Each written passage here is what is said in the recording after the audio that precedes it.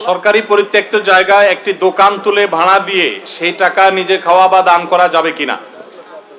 সরকারি জায়গায় দোকান তুলে আপনি সেই দোকানে ভাড়া দিয়ে আপনি নিজে খাবেন অথবা দান করবেন। এই যে দানের প্রশ্নটা কেন আসছে, এই প্রশ্নের মধ্যে যে দানের প্রশ্নটা আসছে, দানের প্রসঙ্গটা আসছে, এটা কেন আসছে?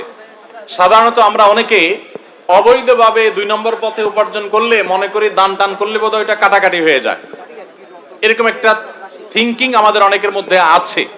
আমরা পরিষ্কার করে জেনে রাখি, নবী সাল্লাল্লাহু আলাইহি সাল্লাম বলেছেন, আল হালালু বাইয়িন ওয়াল হারামু বাইয়িন। হালাল সুস্পষ্ট, হারামও সুস্পষ্ট। হালাল আর হারামকে মিশ্রণ করা যাবে না, এটা মৌলিকভাবে জেনে রাখি। এবার আসা যাক মূল উত্তরে। সরকারি জমি দখল করে দোকানপাট করা, ঘরবাড়ি করা, এমনকি মসজিদ করাও জায়েজ নাই, বরং গুনাহের কথা। হ্যাঁ, এটা ঠিক, প্রত্যেক এলাকার মানুষের জন্য নামাজের ব্যবস্থা করা একটা মুসলিম প্রধান দেশের, সরকারের, প্রশাসনের, কর্তৃপক্ষের দায়িত্বের মধ্যে পড়ে, সেটা তাদের করা উচিত এবং এলাকাবাসী তাদের কাছ থেকে সেটা আদায় করে নেওয়া উচিত।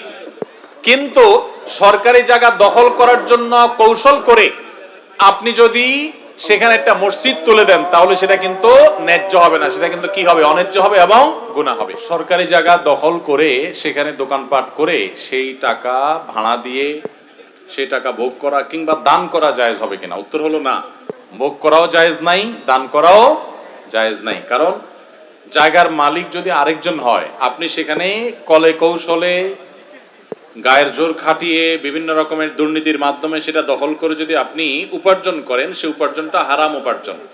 আর সে হারাম উপার্জন নিজে ভোগ করাও জায়েজ নাই, আল্লাহর রাস্তা দান করলেও কি হবে না? জায়েজ হবে না। কারণ নবী করিম সাল্লাল্লাহু আলাইহি সাল্লাম বলেছেন, ইন্নাল্লাহা তাইয়্যিব লা ইয়াকবালু ইল্লা তাইয়্যিবা। আল্লাহ তাআলা পবিত্র, তিনি পবিত্র ছাড়া, হালাল ছাড়া কোনো কিছু গ্রহণ করেন না। অতএব আল্লাহর রাস্তায় হারাম কিছু দান করলে সেটা আল্লাহ তাআলা গ্রহণ করবেন না। আমি যেটা বলছিলাম যে আমাদের দেশে অনেক জায়গায়, ভেজাল্লা জায়গায়, গন্ডগোলালা জায়গায় কিংবা সরকারি জায়গায় মসজিদ করার চেষ্টা করেন মানুষ, এবং এটার ক্ষেত্রে অনেক সময় অসৎ উদ্দেশ্য কাজ করে। এভাবে একটা তো হলো যে কোনো মসজিদের জায়গা নাই, যে রাষ্ট্র এবং সরকার কর্তৃপক্ষের উচিত জনগণের নিজস্ব উদ্যোগে মসজিদ করার ব্যবস্থা না থাকলে জনগণের জন্য মসজিদের ব্যবস্থা করা, সেটুকুও নাই। কিন্তু সাধারণত যেটা হয় বেশিরভাগ ক্ষেত্রে, যে সরকারি জায়গা বা খাস জায়গা কিংবা বেজাল্লা জায়গা, যে জায়গা নিয়ে গন্ডগোল ফেসাদ আছে, সেই জায়গাগুলো দখল করে মসজিদ করে এই জন্য যে ওইটা দখল করলে, মসজিদ করলে জায়গাটা দখল করাটা সহজ হবে। কারণ মসজিদ একটা সেন্সিটিভ জায়গা, মসজিদ হয়ে গেলে আর এখানে কেউ ঝামেলা করতে আসবে না। তো জায়গা দখল করার নিয়তে ওখানে মসজিদ উঠায় দেওয়া, এটা হলো সন্ত্রাস, এটা হলো চাঁদাবাজি। আল্লাহর ঘরের নামে যদি সেটা করেন, তাহলে মায়ের কিয়ামতের দিন আরো ডাবল পড়বে। তাহলে ঝামেলাওয়ালা জায়গা, আরেকজনের জায়গা দখল করার নিয়তে সেখানে যদি মসজিদ করেন, তাহলে সওয়াব তো দূরের কথা, গুনাহ আরো বেশি হবে।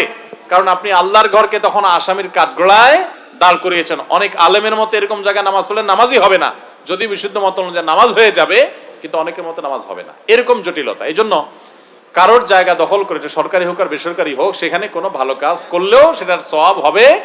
অনেক লোক আছে দেখবেন সারা জীবন টিন চুরি, গম চুরি, দুর্নীতি, 2 নম্বরই, সুদ ঘুষ কারবার করে টাকা পয়সা পাহাড় গড়ে, এরপর তিনি মসজিদে, মাদ্রাসায়, ওয়াজ মাহফিলে দান দক্ষিণা করতেছেন। আমরা হুজুররা বলতেছি নারায়ে তাকবীর, সুবহানাল্লাহ, আলহামদুলিল্লাহ, হাজী সাহেব দান করছেন, আল্লাহ কবুল করেন, আপনারাও চিৎকার করে বলতেছেন আমিন। আসলে সব চোরাই টাকা। এই চোরাই টাকা দান করলে দুনিয়ার সব মৌলবী সাহেব একসাথে হয়ে যদি আল্লাহকে বলে আল্লাহ আমিন, আপনি কবুল করেন, আল্লাহ কবুল করবেন না।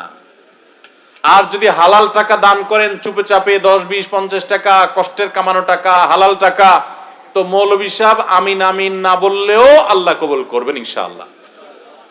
এই জন্য ভাইরা, হালাল টাকা থেকে উপার্জন করতে হবে এবং হালাল টাকা থেকে দান করতে হবে।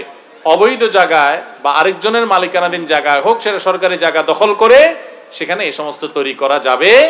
রাজনৈতিক দলগুলো বা বিভিন্ন ইয়েগুলো তারা তাদের অভিষ্ট অনেক সময় করে, কিন্তু তারা কোনো অন্যায় করলে সেটা প্রমাণ হতে পারে না।